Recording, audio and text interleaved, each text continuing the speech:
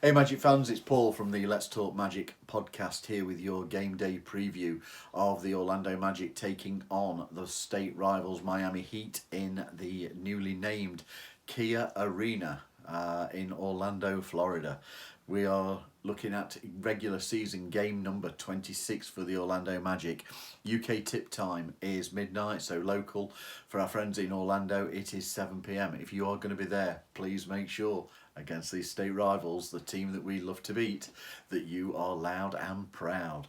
To watch here in the UK, again, you will need an NBA League Pass subscription to watch the game either live or on demand. Let's talk about the Magic first. We are 16-9 on the season, having lost our last two games and being at a record of 6-4 in the last 10 games played. The home record is technically 11-2, but actually on the floor of the former Amway Centre, we are 10-1, as one of the home games was the game in Mexico City, the defeat to the Atlanta Hawks, but that was charged as a home game. Our record sees us standing fourth in the East, and we are now scoring 113.2 points per game and conceding 109.9. The concession is fourth in the league, and the points that we score sees us ranked 19th for points scored. Offensively, not quite as good a figure. We are 21st in the league, but defensively, we are ranking at third. Last time out, I'm going to talk about both games in Boston. We took two defeats on a road trip.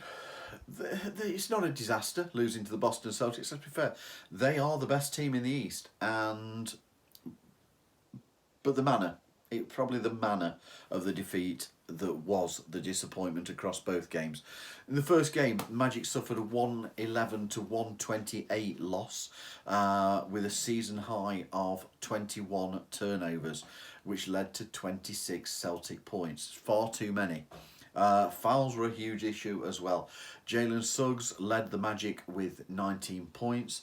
Cole Anthony, he tallied 17, whilst Goga Bitadze hit a double-double, which was 15 points and 11 rebounds. Solid performances.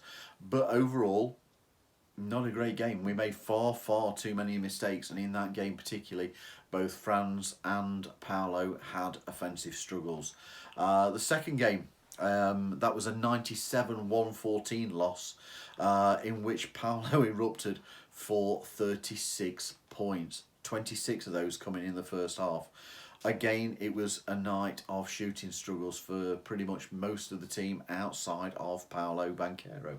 The team did improve on turnovers and fouls, but the defence was sloppy, and we just had an inability to make stops, and that cost us the game. Tonight, the Magic injury report does have an exciting development. Wendell Carter Jr. is no longer listed on the report, and so could feature for the Magic, coming back after a quite lengthy absence now.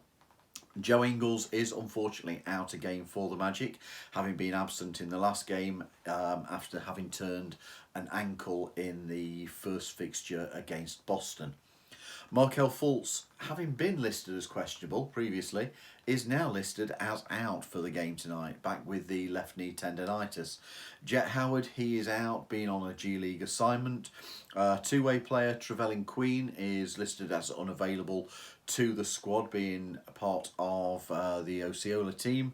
We are also seeing Kevon Harris not having yet suited up and listed as a coach's decision to not play.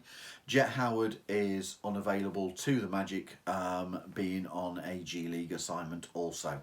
The question is clearly whether Wendell comes back into the starting rotation.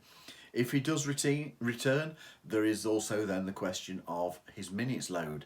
Will they go heavy, or will he be brought back in at a more restricted pace like they have done with so many players in the past?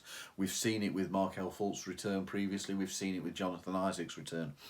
Anthony Black, Jalen Suggs, Franz Wagner and Paolo Banchero will clearly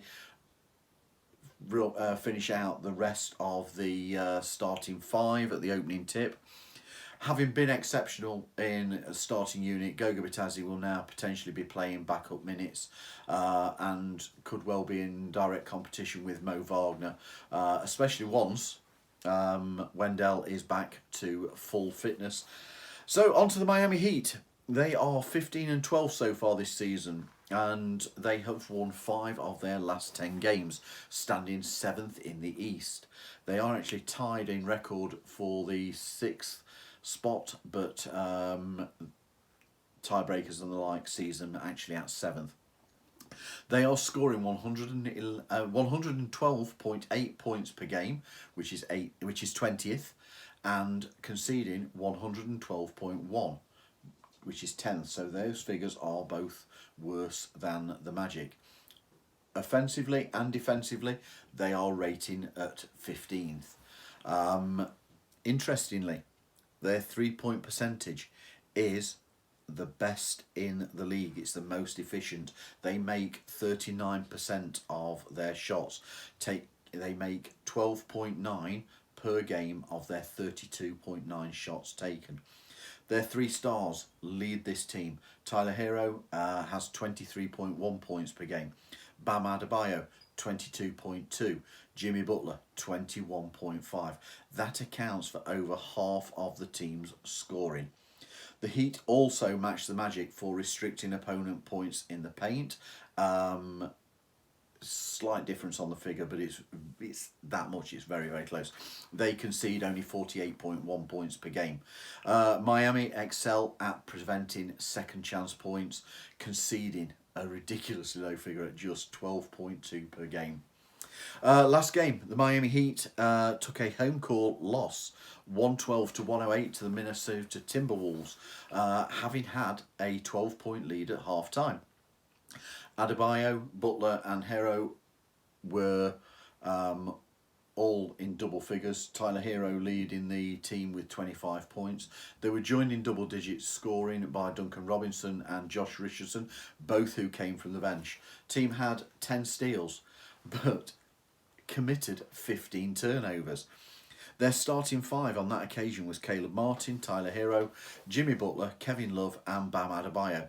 Josh Richardson, Duncan Robinson, Haywood Highsmith and rookie Jamie Jaquez Jr. came from the bench.